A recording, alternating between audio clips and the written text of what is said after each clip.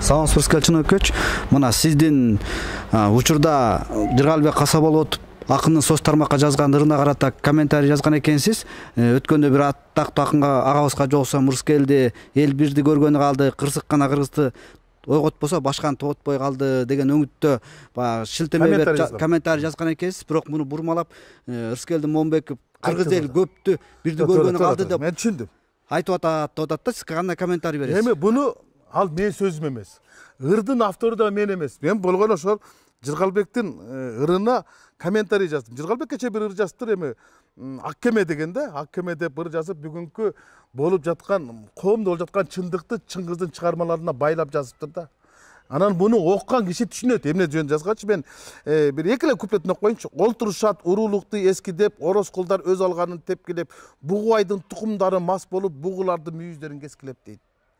Кулубектер кучак жайып тособу, куу турмуштун кусалыгы ошобу, балык болуп сүзүп жетсе капитан баласын катарына кошобу деп туруп анан ошол Чыңгыз Айтматовдун чыгармаларын менен байланыштырып бүгүнкү коомдо чындыкты мындай чыптап туруп жазыптыр. Анан ошого мен бир комментарий жазып койдум. Комментарий гана жазып койдум. Ал мен сөзүм эмес. Жакында бир улуу атактуу акынга жолуксам, Рыскелди бийлик эмес эл бирди көргөнү калды. Бийлик көпкөн жок, эл көптү дегендей кылып айтты. Мен айттым ага. Биз бала кезде аталар ушундай сөз көп айтчу эле. Тетиги көп калыптыр, бирди көрөт. Көп калыптыр дечи эле. Сиз элди көп калтырсың, анан эл эсирип кетти. Эл элдирип кетти. Эл эч нерсени байкабай сезбей калды дегендей кылып айтты. Анан мен ошону суроо кылып кайта жазып койдум. Анан ошону үзүп алып, эртеси күнү мага бирөө салып жиберипти. Сен ушинтип айттың беле деди. Мен айткан эмесмин. Мен ал акындын айткан сөзүн жаздым. Десе мана сени жаманатты кылып атат дейт. Мен буну түшүндүм. Мунун маселенин төркүнү башка жакта. Мен ошол күнү кирип чыкканмын, Атамбаевка кирип чыкканмын. Ошондон кийин эле Карабалоо компаниясы башталып кетти. Эми акындар деле, жазуучулар деле коомду ойготуш үчүн, ойлонтуш үчүн өздөрүнүн чыгармалары аркылуу, интервьюлар аркылуу келет. Мисалы, Кубатбек Жусупалиев деген белгилүү жазуучу бар.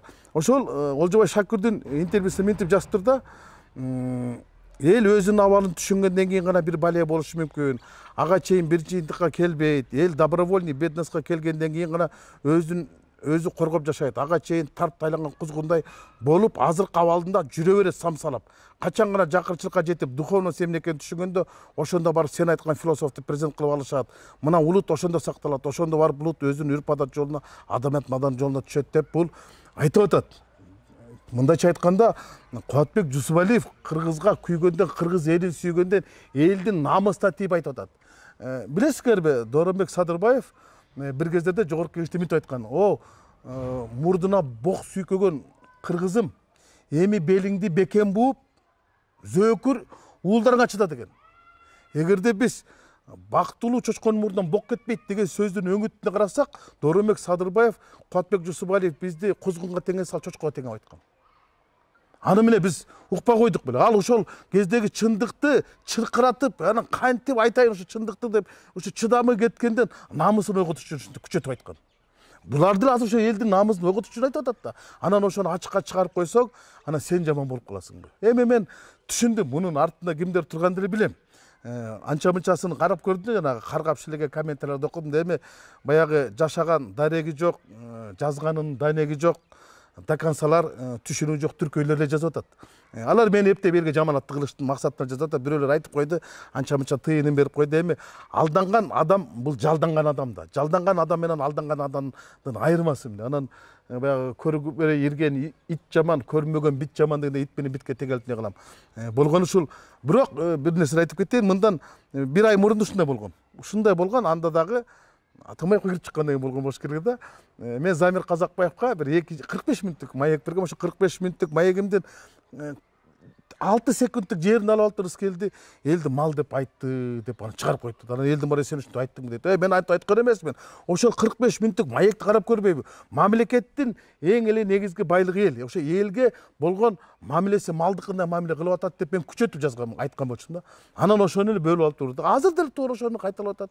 Бир эле сүйлөмдү үзүп алып туруп, анан кийин жаманат кылган аракет этет. Рахмат пикириңизге.